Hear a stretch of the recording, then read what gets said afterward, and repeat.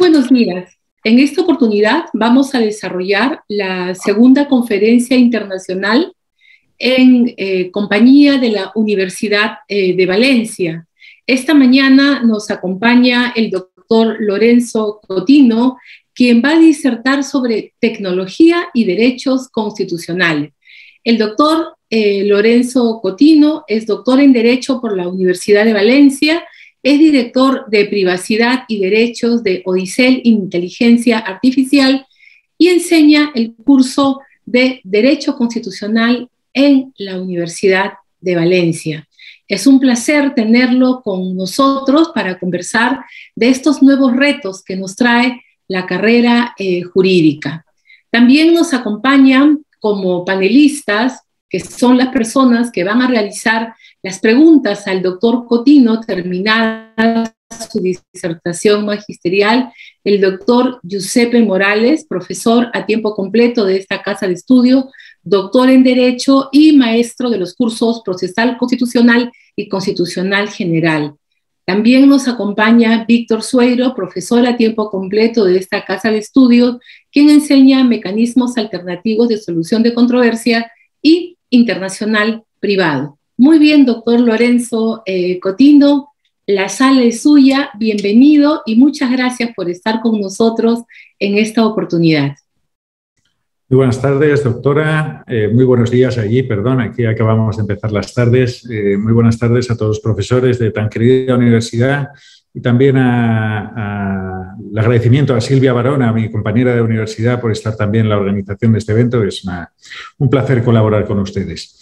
Bien, me han invitado a hablar de un tema que es muy amplio, al que me dedico, pues sinceramente, desde el año 2000, 21 años ya dedicándome a los derechos digitales, que ahora, pues sinceramente ya no soy ni mucho menos el único en España, pero sí que es cierto que al inicio, en los años 2000, que empecé a dar mi curso de Derecho a Internet como profesor, pues éramos muy poquitos los que nos dedicábamos a estas cuestiones. También hay buenos compañeros en Iberoamérica y también en Perú que se han dedicado a los derechos, al derecho informático que se llamaba entonces.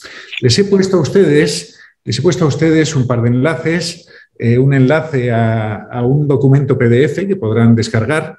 Ahora me explicaré el mismo. Ahora compartiré también una pantalla y compartiré una presentación en estos aproximadamente 30 minutos que me dijeron que interviniera.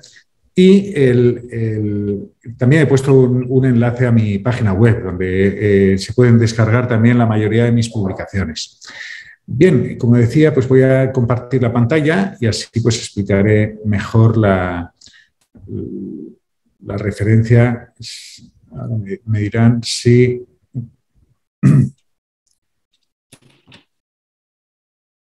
Si pueden, me confirman si están viendo la pantalla completa o no. Perfecto. No creo. Sí, doctor. A ver, quizá... Voy a volver a probar un partido, igual lo están viendo como una doble pantalla un poco extraño. A ver, un segundito.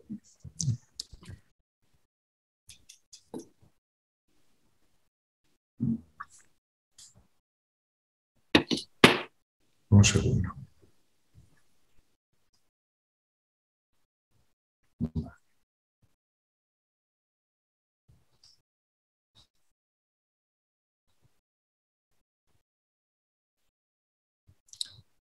Ahora sí que lo están viendo. ¿Están viendo pasar unas pantallas? Sí, Digital Rights. Sí. Bien, de acuerdo. Perdón por esta...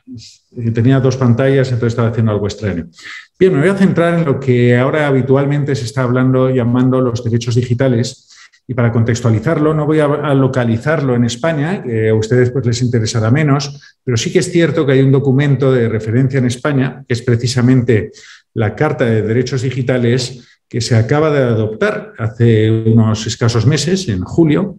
El pasado mes de julio o finales de junio se adoptó la Carta de Derechos Digitales, que ya tengo que advertir, porque estamos en un contexto jurídico, que es un documento no normativo. Es un documento de referencia que ha hecho una comisión de expertos, pero sí con la finalidad de que inspire de que inspire reformas, ya sean legales, ya sean constitucionales. Y creo, sinceramente, que con las limitaciones que tiene un documento de este tipo, pero ha habido otro en Portugal, ha habido uno muy genérico en la Unión Europea, algunas declaraciones en algún país, pero normalmente de carácter mucho más genérico. Y lo cierto es que ya para proclamaciones excesivamente genéricas no hace falta acudir a una nueva carta que no diga absolutamente nada. Y la española, con sus pros y sus contras, sí que creo que es un buen referente del que partir. ¿Para qué? Para algo que viene siendo necesario, que es una actualización expresa de nuestros derechos constitucionales al mundo digital. ¿Por qué? Les decía que yo desde el año 2000 básicamente empecé a investigar y a publicar en estas materias de derechos fundamentales y cualquiera podría decir, pues bueno, tenemos los derechos que tenemos y tampoco será tan necesaria una Carta de Derechos o un reconocimiento constitucional, pero lo cierto es que vamos estirando y estirando interpretativamente, tanto en Perú como en España, vamos estirando interpretativamente lo que son nuestros derechos fundamentales para proyectarlos al ámbito digital, haciendo lo que se ha llamado en alguna ocasión, pues una proyección funcional. Es decir, no hay que descubrir la libertad de expresión, que afortunadamente tenemos todos reconocidos, pero sí que es cierto que hoy en día para garantizar la libertad de expresión o de información en el mundo digital, pues se nos generan muchísimas dudas porque hay los antiguos medios de comunicación, ahora tienen una importancia mucho más relativa, las plataformas digitales no existían y ahora son elementos esenciales, así como los operadores de telecomunicaciones o agentes como pueda ser Google u otros, por poner un ejemplo. Y así podríamos hablar uno a uno todo el listado de los derechos fundamentales que hay en nuestras constituciones. Por supuesto que hay unos derechos más afectados que otros, y he puesto el ejemplo de las libertades informativas, que son unos derechos fundamentales que se han revolucionado, como pueda ser sobre todo el ámbito de la privacidad, la protección de datos, que pese a que ya existe el reconocimiento de la intimidad, el honor, la propia imagen, la garantía del domicilio, el secreto de las comunicaciones y otros, pero sabemos que en los últimos 40 años, no menos, pues han tenido que constantemente ser flexibles para adaptarse a una realidad que le ha desbordado, decía yo antes a la profesora, como un tsunami. Y venimos ante un segundo tsunami, porque el primero podríamos decir que fue Internet, ese genérico, que les recuerdo que Internet existe desde 1969, pero claro, nada parecido a lo que tenemos hoy. Y ahora venimos ante una segunda ola mucho más fuerte, posiblemente, que es la de la inteligencia artificial y otras tecnologías disruptivas. Pues bien, sin hacer muchísimas introducciones, sí que quería dejarles este documento que puede ser de referencia para hacer un recorrido muy rápido por el mismo, que nos sirve de guión para lanzar algunas reflexiones, que no todas se encuentran en este documento, pero insisto, puede ser bastante útil como inspirador de estos futuros cambios. Hay que decir que sí que hay ya muchas constituciones en el mundo que han ido adaptando y reconociendo algunos de estos derechos digitales de manera expresa, algunos más que otros, sobre todo los derechos de protección de datos han ido insertando, algunas referencias al acceso a Internet, pero sí que es cierto que muchos de los elementos que se precisan aún no encuentran acomodo expreso en las cartas constitucionales y también en mucha legislación. Me gustaría también, antes de una reflexión general, no insistiré mucho en ella, pero sí que el decir que las garantías tradicionales dogmáticas, las categorías que usamos básicamente los profesores, los académicos y los tribunales constitucionales, los altos tribunales, posiblemente se estén quedando cortas. ¿Qué referencia quiero hacer? Normalmente hemos partido de la categoría de derechos subjetivos. Ustedes me dirán, por supuesto, derechos subjetivos, pero también hay derechos colectivos. Hay derechos reconocidos también a colectivos difusos. No es nada, nunca hay nada nuevo totalmente bajo el sol. Pero con este ejemplo del limón, les quería hacer referencia a que las tecnologías digitales, por usar un concepto muy amplio, ya sea Internet en general, tecnologías de inteligencia artificial, disruptivas, etcétera, la mayoría de los casos no suelen afectar a cada uno de nosotros, para entendernos, a un limón, sino que están afectando a millones y millones de limones, es decir, de personas, de sujetos con derechos fundamentales, pero de una manera imperceptible, que no lo notamos. Esas pequeñas rayaduras de limón, pero están impactando claramente en toda la sociedad. Y para el derecho esto es complejo porque es muy difícil que haya una protección persona a persona, derecho subjetivo a derecho subjetivo, porque aparentemente no queda afectado. Pero son tantas las limaduras de limón que se va erosionando el derecho subjetivo y sobre todo esta afectación a grandes capas de la población. Piensen ustedes que Perú tiene un acceso a Internet cercano al 80% de la población, incluso superior en España, y muchas de las acciones de las grandes plataformas y muchos prestadores que se llaman de servicios de la sociedad de información están afectando muy imperceptiblemente a todos nosotros, pero impactan gravemente en el conjunto de la sociedad. Esto nos obliga a redescubrir sistemas colectivos de protección de derechos, acciones colectivas, intereses difusos y nuevas garantías que se centren en el impacto en toda la sociedad.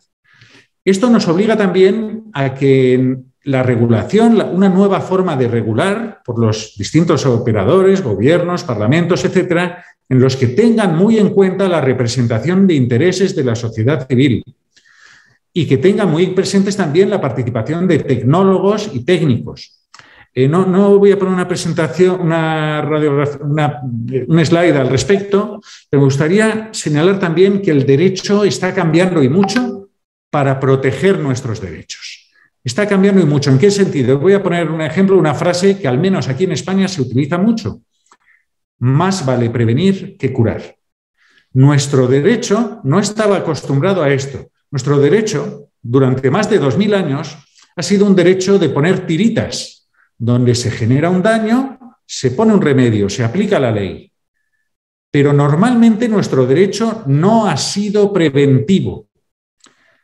En cambio, los nuevos modelos jurídicos, y el ejemplo claro es el de protección de datos, y se está copiando con la inteligencia artificial, que ya existe regulación de inteligencia artificial y sobre todo se está aplicando todo el régimen jurídico de protección de datos, pues el modelo, como les quería significar, el modelo es: vamos a regular a todos aquellos que traten datos personales o a todos aquellos, y este es el modelo de la propuesta de regulación de inteligencia artificial de la Unión Europea, a todos aquellos que generen sistemas de inteligencia artificial de riesgo para nuestros derechos, es decir, a los que jueguen con fuego, les vamos a obligar, antes de nada, desde el minuto cero, a que apliquen la llamada ética o privacidad en el diseño.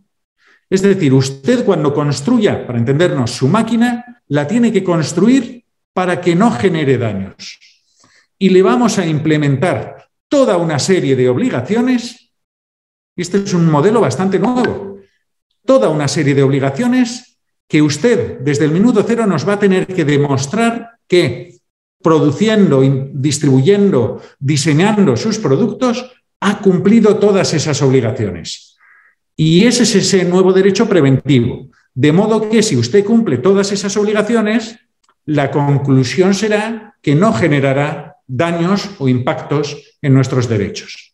Me gustaría cerrar estas reflexiones generales señalando este nuevo modelo: más vale prevenir que curar, privacidad, garantía del cumplimiento normativo en el diseño, frente a un derecho reactivo.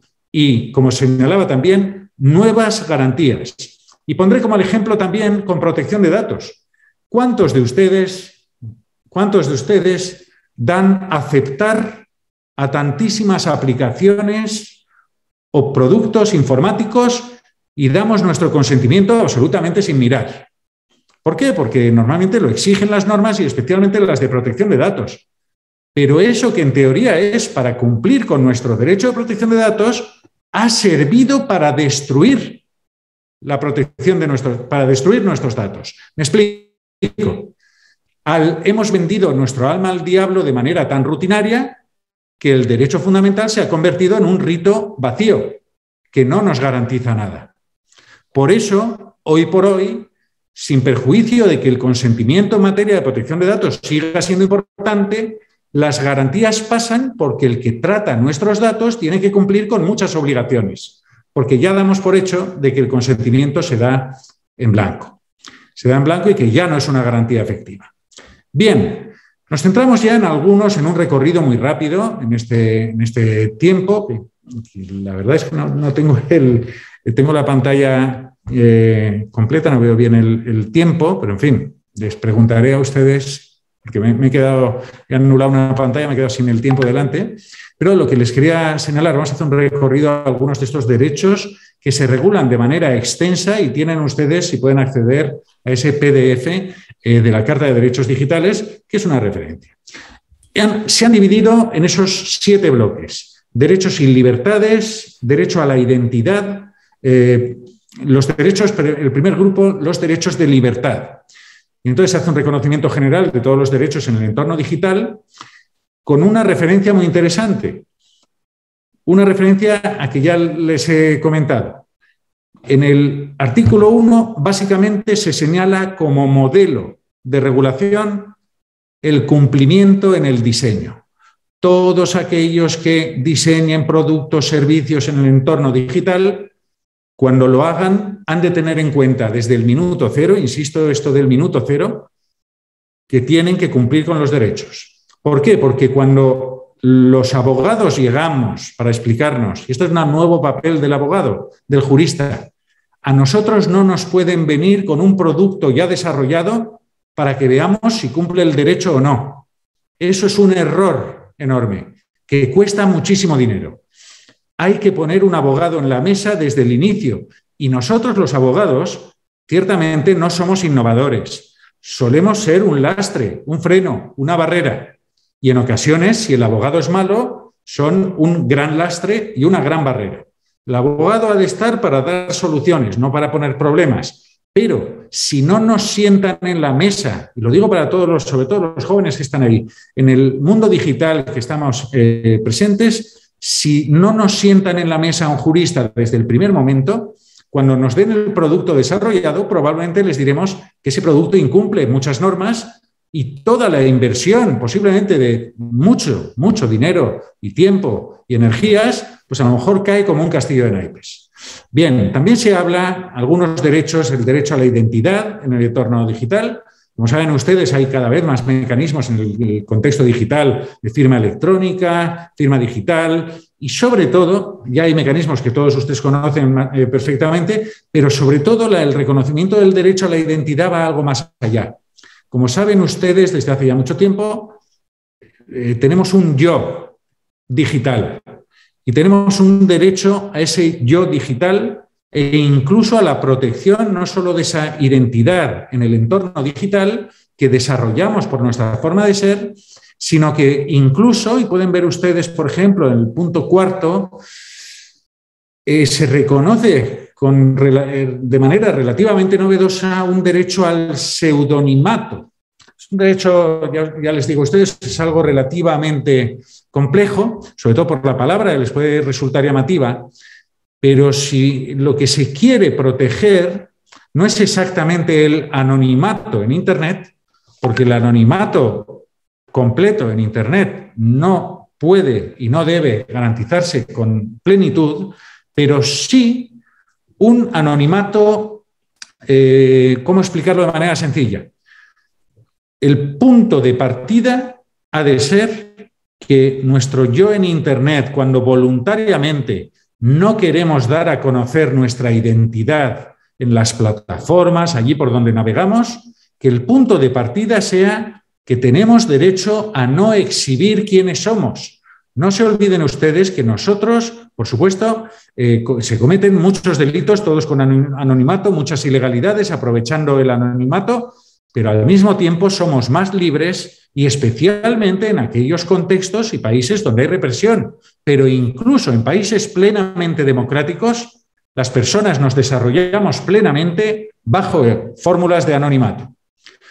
Nos permite expresarnos y nos permite visitar, para entendernos, páginas que si no, no lo haríamos. El punto de partida ha de ser un pseudonimato. Ahora bien, También conocen ustedes que cuando entramos a navegar en Internet, básicamente a través del número IP, podemos ser controlables porque saben que el operador de telefonía pues nos ha asignado, el operador de telecomunicaciones, uno u otro de los identificadores en Internet. De ahí que de lo que se parta es que tenemos un derecho a navegar libremente sin que los demás conozcan nuestra identidad.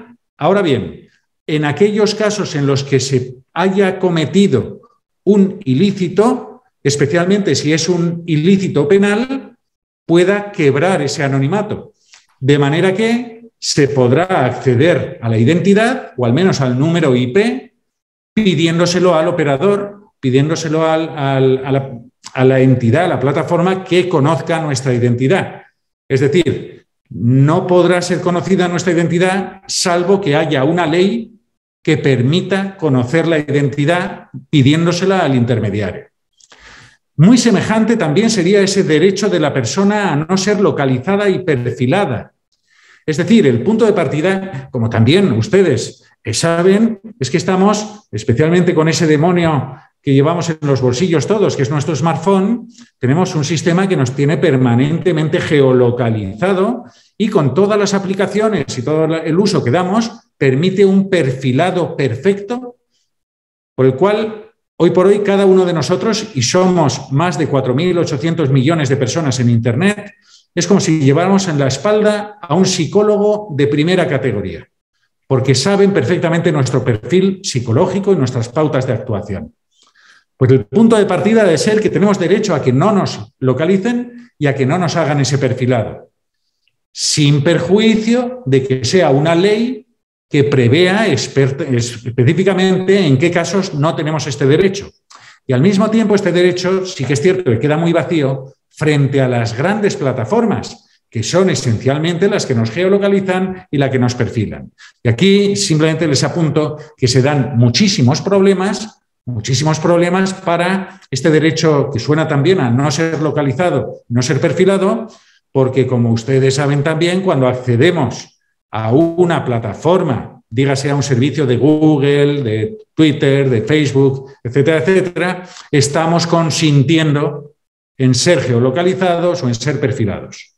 Entonces ahí digamos que vence ese derecho porque nosotros mismos estamos disponiendo. Pero al menos el punto de partida es que tenemos derecho a no ser geolocalizados ni perfilados y que sea una ley o nuestro consentimiento el que lo quiebre. Otro derecho relativamente reciente al que se hace referencia en la Carta de Derechos Digitales es el derecho a la ciberseguridad. Todos ustedes también conocen que cada vez nos proveen de más mecanismos para protegernos de los ciberdelitos, ciberataques, que son como el agua que allí donde no hay protección frente al agua se filtra.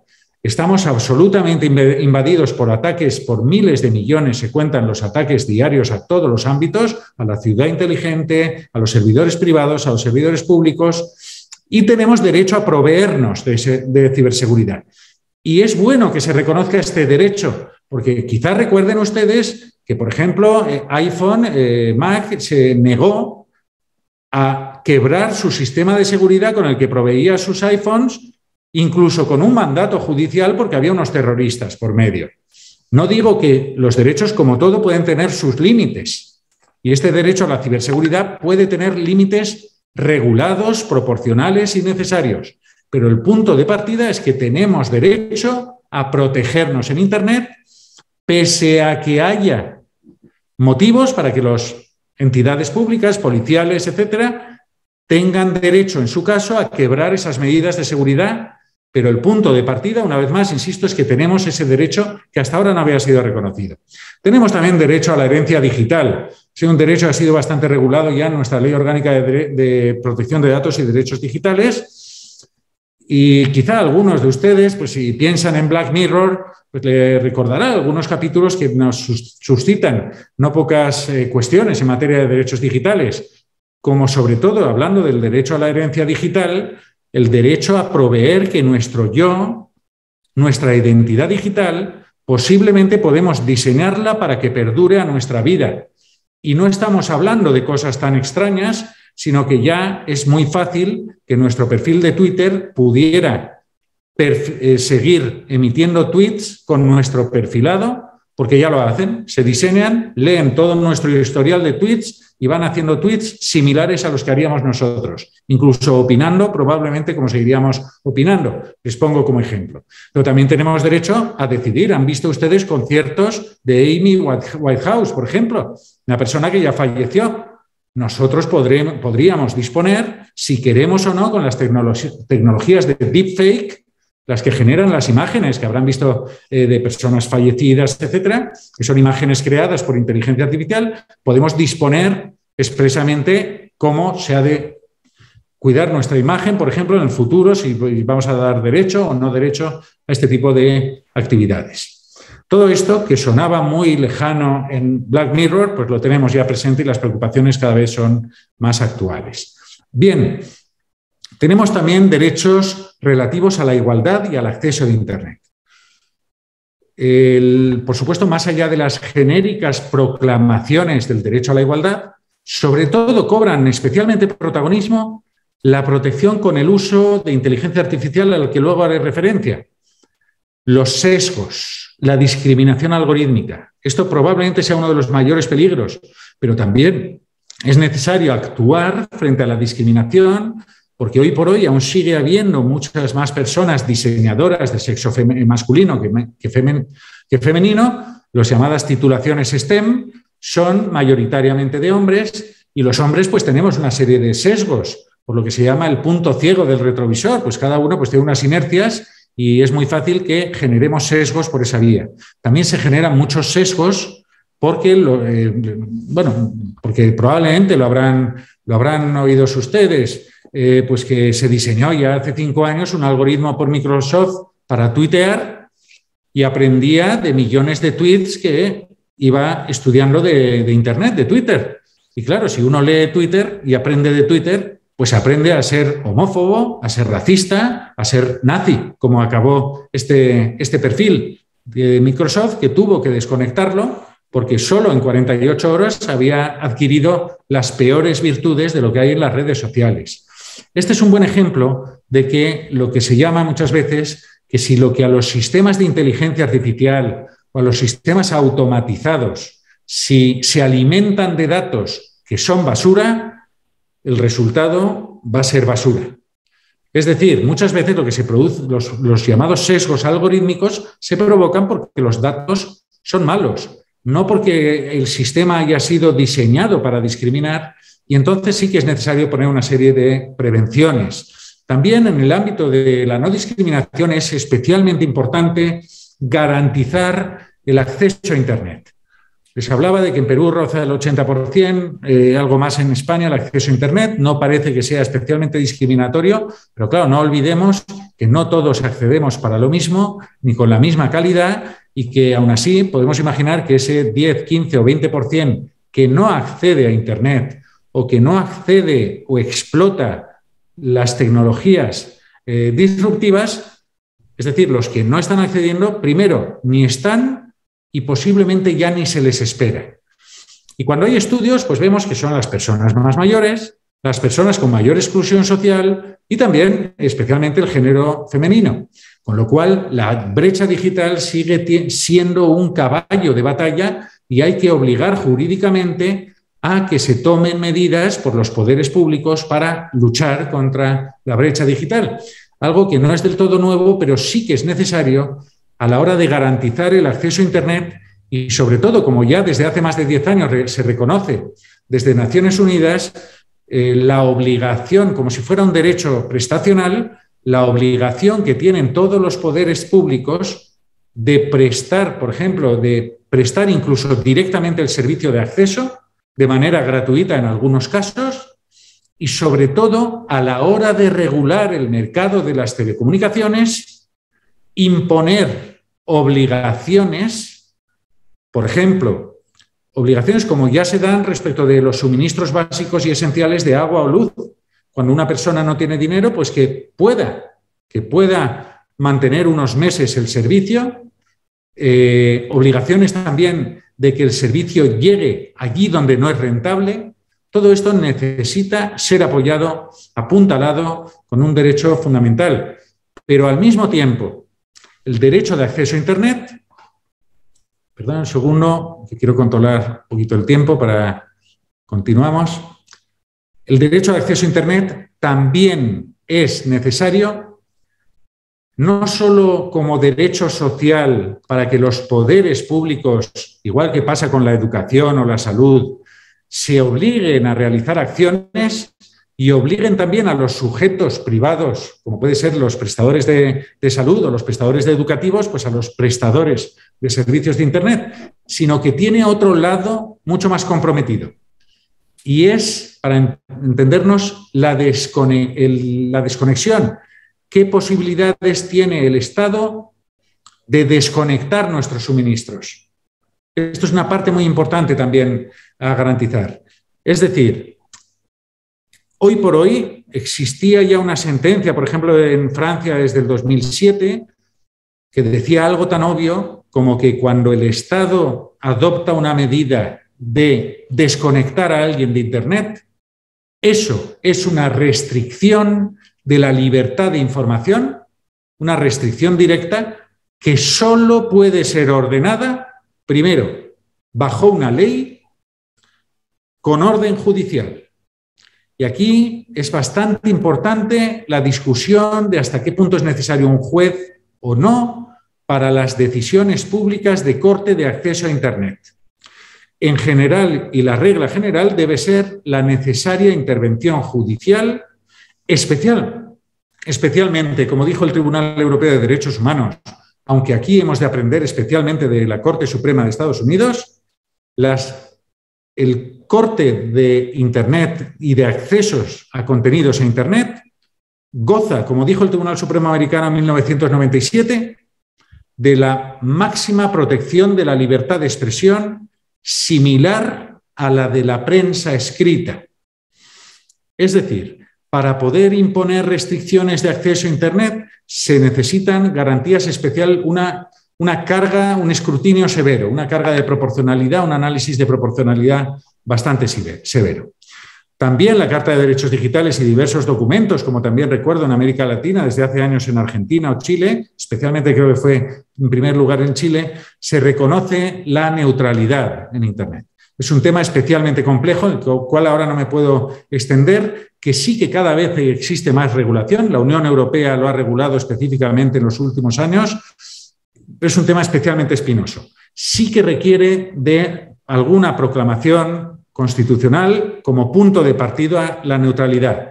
Para entendernos, los operadores de telecomunicaciones tienen que garantizar que la velocidad de la autopista, no puede haber un carril más rápido y un carril más lento en razón del tipo de contenidos. Es decir, si yo llevo un vehículo cargado de contenidos religiosos y el de al lado lleva un vehículo cargado de películas de Netflix, en principio no se le puede dar preferencia de paso a uno o a otro. Insisto, el tema es especialmente complejo y sí que recoge excepciones. En el ámbito de la libertad de expresión sería muy amplio hablar ahora del tema de la desinformación. El tema de la desinformación tiene una respuesta absolutamente espinosa desde el punto de vista jurídico. Simplemente apuntaré lo siguiente. El concepto de desinformación es mucho más amplio que lo que los estados democráticos podemos definir. Me explico. Hay más de 70 países en el mundo que han criminalizado la desinformación. Y les puedo asegurar que esos países esencialmente no cumplen los estándares democráticos. Se está utilizando la desinformación, algo que es muy malo, no hay duda. Se está aprovechando algo que es muy malo para hacer algo que es peor. Es peor el remedio que la enfermedad. Más de 70 países en el mundo han criminalizado la desinformación, esencialmente para llamar desinformación a lo que hace el rival político. El rival político es el que desinforma, el Estado no, el gobierno no. Metemos en la cárcel al rival político. O aprovecho y con la excusa de controlar algo tan malo como es la desinformación, aprovecho para establecer controles a las plataformas o aprovecho para controlar contenidos en Internet y prohibirlos.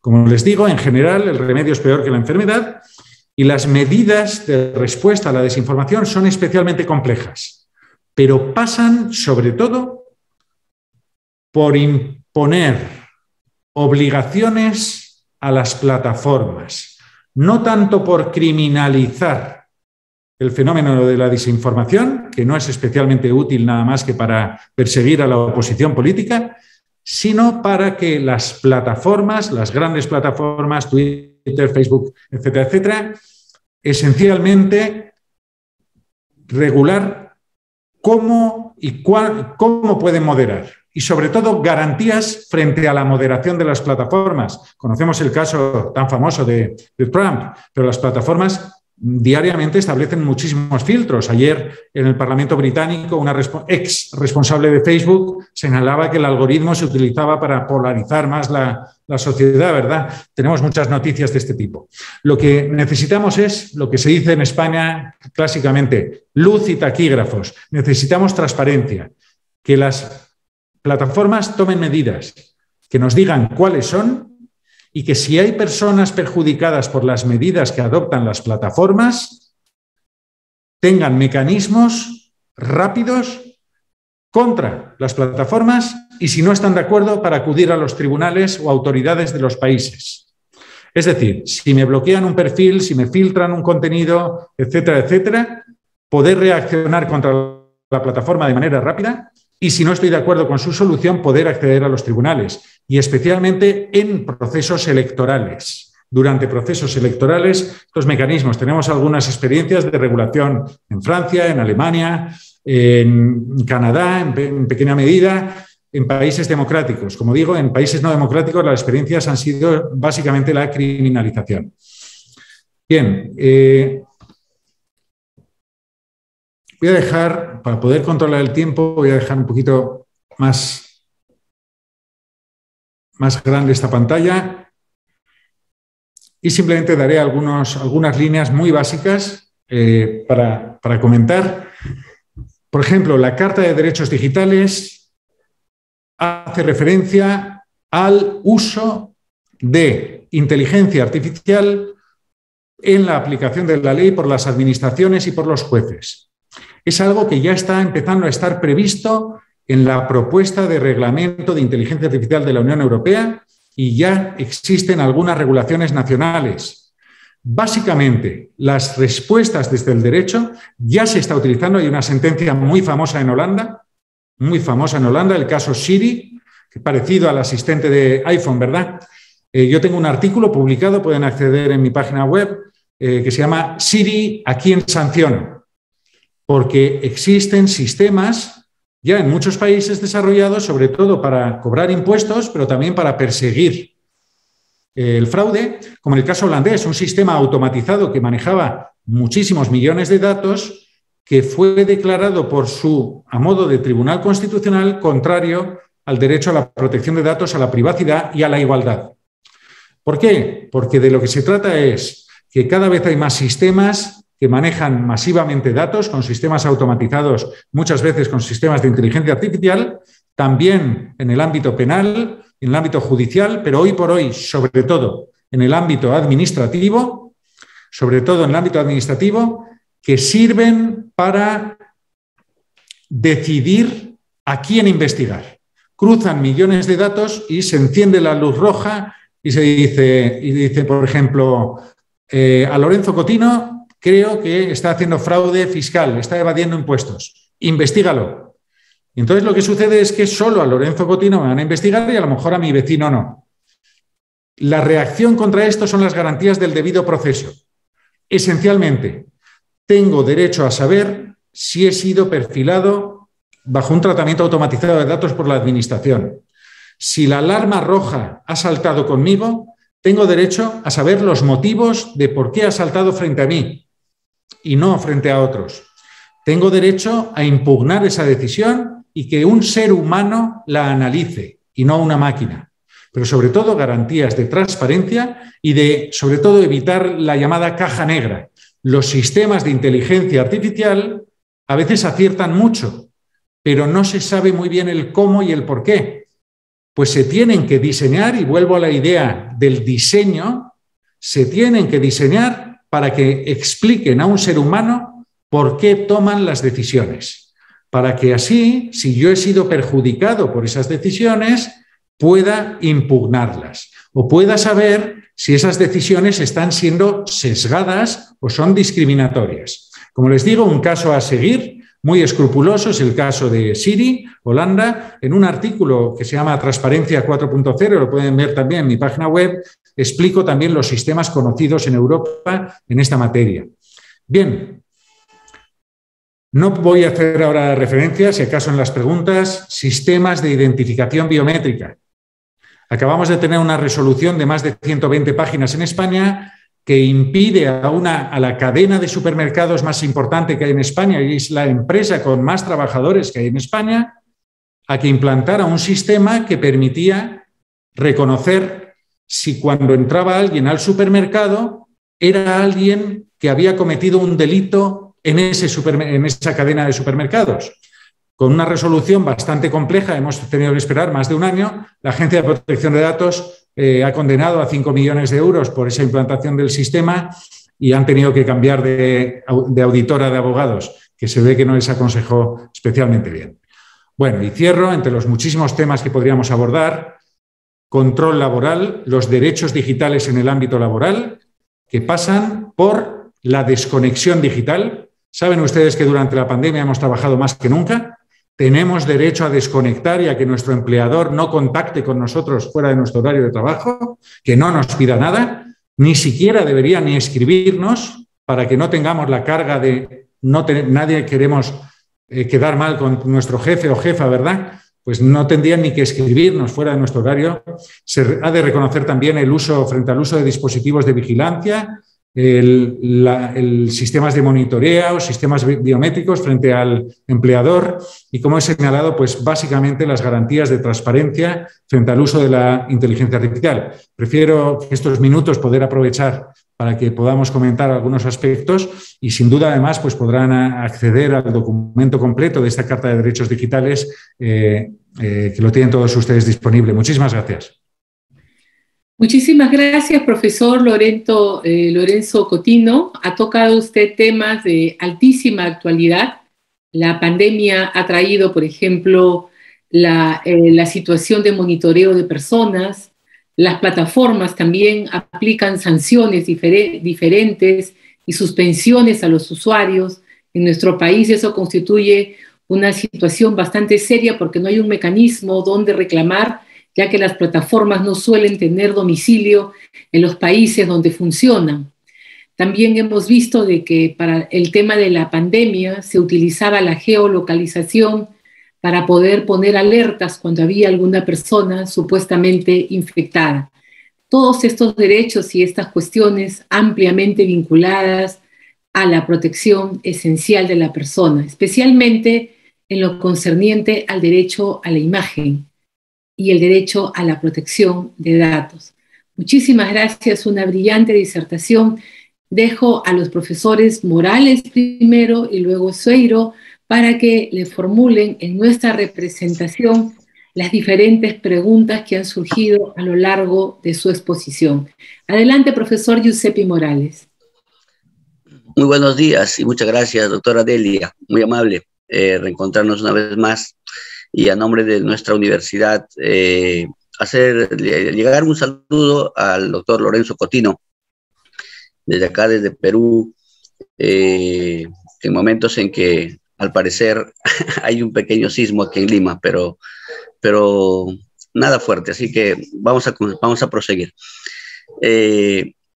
Doctor Lorenzo, interesante los datos y las reflexiones que ha compartido esta mañana usted respecto de la tecnología y los derechos constitucionales. Aquí en Perú, digamos que la denominación, y creo que en Europa también, la denominación más frecuente, digamos, tiene referencia a los derechos fundamentales. Y la doctora Delia tocaba justo un tema, obviamente no lo ha desarrollado a profundidad, no es el momento, entiendo, en relación a cómo es que este contexto de la pandemia, doctor Lorenzo Cotino, ha desnudado ciertas falencias en materia de disfrute de derechos, o en todo caso también esta problemática que liga a la tecnología y la necesaria pues implementación de mecanismos que le permitan al Estado tal vez atender con mayor eficacia algunos derechos fundamentales, de primer orden además. Si bien es cierto, doctor Lorenzo, la tecnología ha permitido tal vez un mejor disfrute de los derechos fundamentales, como por ejemplo ligados a la libertad de expresión, tal vez está permitiendo establecer mecanismos que nos permitan también regular lo relativo al derecho a la identidad, por ejemplo. Aquí en Perú tenemos un DNI electrónico que tiene obviamente muchas virtudes que un documento de identidad común. Sin embargo, también hay una situación que, por lo menos en América Latina, todavía es un problema pendiente de resolver, ¿no? ¿Cómo es que el Estado social, que es justamente una de las características de nuestro Estado, en el Perú y en muchos estados de América Latina, y en Europa obviamente también, cómo es que la tecnología, ¿no? Ha permitido o podría permitir al Estado atender esta otra parte de los derechos fundamentales vinculados a los derechos económicos y sociales? Un poco para contextualizar la reflexión, doctor Lorenzo, si me permite. En el Perú, a raíz de la pandemia, el Estado se ha visto obligado a implementar programas asistenciales, los famosos bonos, ¿no? Para, obviamente, permitir, pues, digamos, una subsistencia temporal y adjudicarle cierta cantidad de dinero a las familias menos favorecidas. Sin embargo, nos hemos topado con una realidad innegable. Estas familias no tienen acceso a Internet, no tienen acceso a dispositivos digitales que le permita, por ejemplo, ubicar una cuenta bancaria, ¿no? Y eso ocurre en gran parte del territorio peruano, por lo pronto.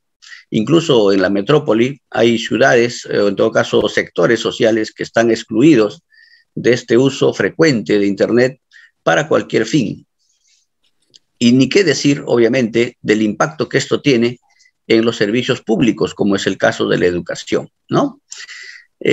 Hasta ahora el Estado tiene dificultades y me parece que ya es un tema que no tiene mayor atención en este momento porque se ha intentado repartir, por ejemplo, las famosas tablets para que los alumnos accedan a la educación virtual y sin embargo, pues hasta ahora ni se han distribuido suficientemente ni tampoco se han implementado señales repetidoras de Internet.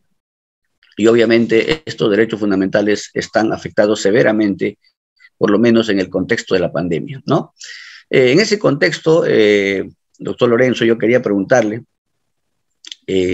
cómo ha hecho o cómo afronta, ¿no? En Europa, ¿no? El Estado social para cumplir con este otro aspecto de su responsabilidad en la satisfacción de los derechos, ya no de carácter espiritual, sino más bien los derechos vinculados a lo económico y a lo social.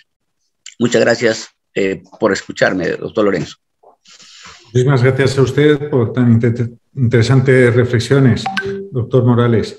Bien, básicamente, por no extenderme demasiado, he hablado del acceso a Internet que impone pues, un reconocimiento como derecho prestacional que conlleva a que es el Estado el que tiene que desarrollar una regulación que asegure que todos puedan acceder efectivamente a Internet.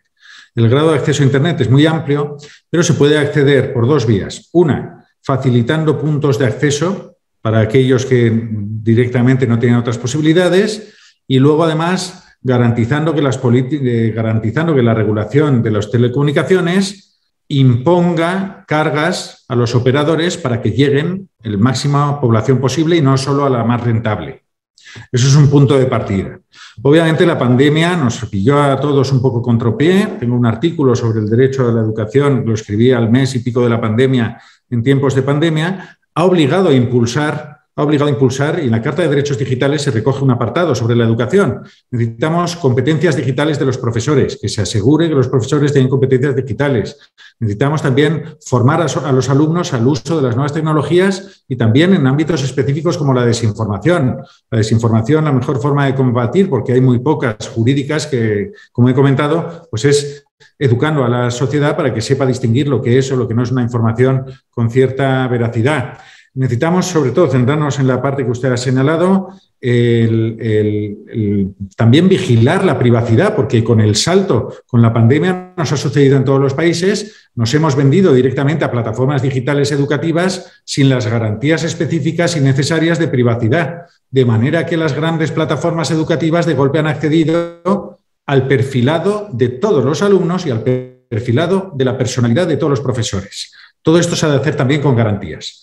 Pero me recordaba, para que vean cómo está todo impregnado, porque vamos, la pregunta es muy amplia, cómo está todo impregnado. En España hay un bono social eléctrico para compensar lo cara que es la electricidad a las familias más desfavorecidas. Pero fíjense, este bono social eléctrico se asigna por un sistema automatizado y se pidió al Estado, se pidió al Gobierno que diera el algoritmo de cómo funcionaba y no se facilita. De manera que tenemos un ejemplo de una decisión automatizada por el poder público frente a la que no sabemos si hay discriminación o no discriminación porque no conocemos cómo funciona el sistema. Es un caso que está ahora ante los tribunales. Necesitamos también, y la Carta de Derechos Digitales pues también lo recoge, una acción muy positiva en el ámbito de salud. En el ámbito de salud, el uso de tecnologías digitales y de la inteligencia artificial se está expandiendo. Ayer mismo vi que en África y por supuesto en Europa, en América Latina, cada vez se están implantando más estas tecnologías. Siempre que se hagan con garantías de privacidad, el uso de sistemas de inteligencia artificial, la investigación, etcétera, está permitiendo generalizar muchos servicios. Antes ponía como ejemplo, decía que todos tenemos al mejor psicólogo del mundo, lo tenemos en la espalda, porque hay un sistema automatizado que permite hacer un perfilado perfecto. Pues cada vez va a ser más posible que tengamos, entre comillas, en la espalda al mejor doctor del mundo, al menos en algunos ámbitos, como pueda ser el ámbito del tratamiento de imagen.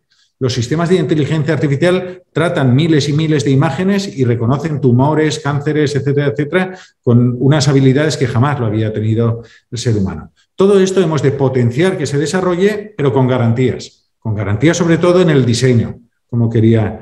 Y bueno, no me quiero extender porque ha dado un ámbito muy llamativo. La pandemia nos ha hecho ver también la necesidad de garantizar los derechos laborales, ese derecho que hacía referencia a la desconexión, la regulación del teletrabajo, garantías frente al empresario también, la puesta de medios. Ahora el teletrabajo dicen que ha quedado para quedarse en muchos ámbitos y también, no todo es malo. ¿Qué hubiera sido de esta pandemia en la que hemos estado encerrados en casa sin la compañía de los medios digitales? Estos encierros en el que hemos sido sometidos pues hubieran sido mucho más complejos de sobrevivir.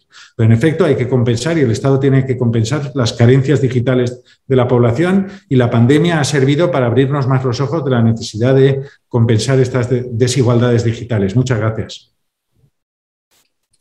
Muy amable, doctor Cotino. Ahora invito al doctor Víctor Sueiro a que le formule algunas preguntas vinculadas a su disertación. Muchas gracias, decana Nerea Muñoz. Me uno a las felicitaciones también para el doctor Lorenzo Cotino. Ha sido una exposición muy clara que sobre todo permite entrar a un debate aquí en Perú que todavía siento que no ha sido plasmado en la opinión pública, sino que tímidamente lo han estado abordando en la academia. Y lo digo desde un espectador, quizás desde un ciudadano de a pie que no, de repente, que no está metido en la academia, que no es el caso, pero lo digo pensando en una persona de a pie. ¿Cuándo ha sido la última vez que en los medios de televisión, en los medios de comunicación masivos o en las redes sociales se ha hablado sobre una reforma constitucional o sobre la vinculación entre constitución y de tecnología y derechos digitales? Ha sido hace poco, pero ha sido a través de una reforma constitucional o a través de un reconocimiento universal del derecho al Internet. Entonces, ese es el último como que debate público que un ciudadano a pie siento, a menos que que tenga el acceso a la academia, que es mucho más profundo, siento que ha sido el debate más reciente en la opinión pública sobre tecnología y derechos digitales, constitución, reformas. Sin embargo, esto es algo que ya el Internet se creó en los años 90. En los años 2000 ya empezó a implementarse la red de Internet en las empresas, en los hogares, y estamos en 2021. Que no hay otros derechos digitales que podemos incluir en el debate público, y sin duda usted ha presentado muchísimos de estos temas que deberían estar en el debate. Me encantó mucho su reflexión sobre el anonimato, los delitos y redes sociales. Es cierto que las redes sociales nos permite expresarnos, nos permite visitar páginas, pero también nos permite hacerlo para el mal, para visitar páginas de manera anónima. Y es muy importante lo que usted ha mencionado, que deberíamos tener una regulación en este aspecto para poder acceder a ciertos códigos y que tienen la misma Movistar, Claro, que son las empresas proveedores de servicios que pueden dar. Pero hay que adelantarnos para evitar que se dé quizás extrajudicialmente. O podría en el debate concluirse que a través de una medida anticipada o cautelar, muy rápida, en un proceso, podría darse el caso o excepcional que muy rápido se podría dar acceder a esta información. Pero hay que regularlo para evitar el caso también que mencionó de los supermercados. Es decir, que las nuevas tecnologías, de los casos que usted ha mencionado, siento que pueden generar bastante autotutela de los empleadores hacia los trabajadores, o también de las empresas hacia los consumidores, o también del propio Estado. Usted mencionó el caso de los países asiáticos, si no me equivoco, en donde hay mucho control de las personas. Inclusive la imagen, asumo que por la imagen, por el contexto, era proveniente de un país asiático, en el que una persona con COVID, desde que su celular se acercaba al bus en el que yo estaba, y en mi celular me decían, alerta, hay una persona con COVID a unos metros tuyos. Entonces, ahí vemos cómo hay bastante autotutela y que puede colisionar, mejor dicho, con algunos derechos fundamentales de las partes. También lo de neutralidad de Internet nos pareció increíble. Está el más caso reciente que se ha escuchado sobre neutralidad de Internet es el de Netflix, con esta serie que no logro entender, del juego de calamar, que ha generado tanto streaming hacia Netflix que en algunos países lo han sancionado. Es decir, a nadie nos puede restringir el acceso a Internet, pero para las empresas y para los proveedores de Internet, los que tienen un servicio de Internet, es decir, una página web, ellos sí tienen que tener un principio de igualdad y democrático. Es decir, que no importa que mi blog es chiquito, igual tengo derecho a que las personas entren a este blog, porque la banda de Internet es muy limitada. Y hay casos en donde se pueden hacer excepciones, como las herramientas de educación, como el Zoom, Google Meet, que también han generado bastante congestión, pero que son necesarias para nuestro día a día durante la pandemia. Por eso el caso de la neutralidad de Internet es un tema muy novedoso que últimamente generó polémica y sanciones hacia Netflix. Y tampoco es que hay una limitación para nosotros. Nosotros, si queremos más Internet o más velocidad, tenemos que pagar más. Pero no está bien que las empresas paguen más para que ellos copen más la banda de Internet. Todos tienen que tratarse por igual.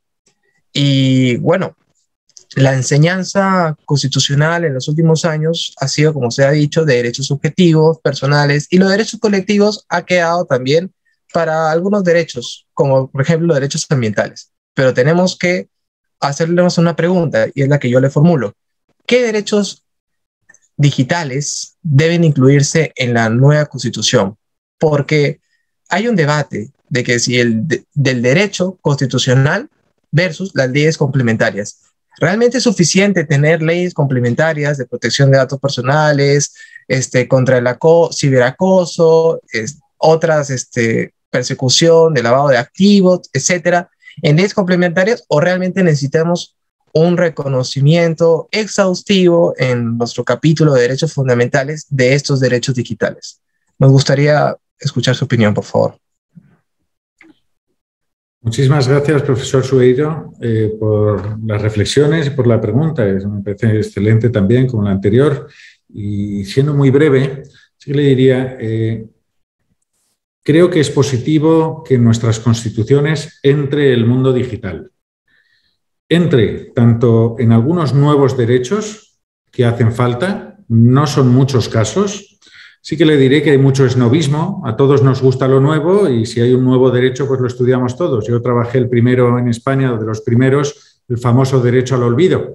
El derecho al olvido sí que ha sido reconocido años después por el Tribunal Constitucional en España, después del Tribunal de Justicia.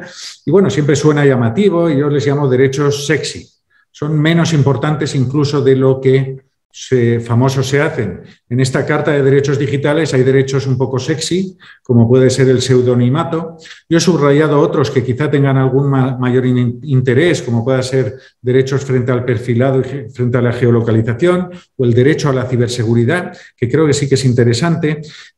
Sus no vecinos, pero cercanos, colegas chilenos, acaban de reconocer y regular los derechos que no he podido explicar frente a las neurotecnologías, frente a la implantación de dispositivos en nuestro propio cuerpo, y lo acaban de reconocer, no sé si a nivel constitucional, pero al menos con leyes. Creo que sí que es importante, aún no ha empezado, pero cada vez es más fácil implantar dispositivos sobre el cuerpo humano y sobre nuestro cerebro, y en los próximos 30, 40 años, pues en los próximos 10 años se va a generalizar y es importante algunas regulaciones al respecto. Entonces, sin duda, nuestra Constitución de Perú o de España actualmente nos puede dar respuestas estirando la interpretación, obligando a nuestros tribunales a reinterpretarlo. Pero creo que ya gozamos de la experiencia de más de 20 años en muchos temas para asentar dudas importantes. Dudas, como señalaba, de si es necesario un juez o no un juez. ¿Cuál ha de ser la calidad de la ley que regule una materia? Y la ley que regule la materia, si ha de tener un grado de precisión o si ha de, como decía, incorporar una serie de garantías de autoridades independientes o no independientes. Si en el ámbito de libertad de expresión o no, si se considera censura o no censura o control previo cuando hay un órgano administrativo que está imponiendo órdenes a lo mejor a las plataformas. El papel de las plataformas. Las plataformas lo son todo. Lo son todos, son la intermediación de todos los contenidos, las que están configurando el debate democrático. Afortunadamente, la mayoría son americanas y la libertad de expresión al menos tienen bastante sensibilidad. Imagínense ustedes que las mayores plataformas del mundo fueran chinas. Estaríamos viviendo ya en otro contexto, pero podría ser perfectamente. Pero creo que es momento ya de regular a las plataformas con ley y con lineamientos constitucionales claros. Porque también las plataformas tienen libertad de empresa y libertad de expresión. Y entonces para eso está la ley y la legitimidad democrática. Y entonces sí que creo que hay que complementar la actuación del constituyente, que no puede mirar a otro lado. El mundo digital nos ha sobrevenido y ya no es algo anecdótico y sexy, sino que toda nuestra vida está penetrada digitalmente. Entonces hay que hacer una buena combinación. Lineamientos constitucionales expresos, no solo por las altas cortes, y desarrollo legal sobre esos lineamientos. Yo creo que es la fórmula más adecuada. Y ya, como usted ha iniciado, yo acabo, más de 20, 30 años después de la existencia de Internet, creo que algunos elementos que sí que se han demostrado sensibles, ha de haber decisiones constitucionales, con la legitimidad constitucional y democrática oportuna, para que luego ya el regulador democrático acabe de perfilar esos elementos. Gracias. Muchas gracias, profesor Cotino. Yo me quedo pensando en que si no será necesario que tengamos algún tipo de tratado que aborde de manera genérica este tipo de derechos, por cuanto la gran mayoría de las empresas que generan estas plataformas y que las dirigen no suelen tener domicilio en nuestros países, a veces ni siquiera oficinas ni representaciones. Yo creo de que se abre un reto bastante para el derecho en torno a la regulación. Quizás Europa ha sido mucho más fuerte con las sanciones que ha puesto a las grandes empresas tecnológicas, pero lo que vamos viendo es de que con el crecimiento del mundo también esta tecnología va surgiendo en otros lados menos democráticos. y quizás hará falta algún concierto internacional mucho más fuerte para poder tener una tranquilidad, ¿no? Hoy en día, la extraña figura del gran hermano ya es una realidad, ¿no? Entonces, muchísimas gracias por su disertación, que ha sido un caramelo jurídico para poder adentrarnos en este mundo de derecho y tecnología, apreciando la colaboración con la Universidad de Valencia. Le damos las gracias a usted, a Silvia Barona, y esperamos con ansias la tercera conferencia que tendremos la próxima semana. Muchas gracias, profesor Cotino. Nuestro cariño, nuestro aprecio, que esta vez será virtual, pero pronto será presencial. Buenos días a todos. Muchísimas gracias, doctora Delia Muñoz. A usted, doctor Lorenzo. Gracias. Gracias. Gracias. Gracias. Decana, muchas gracias.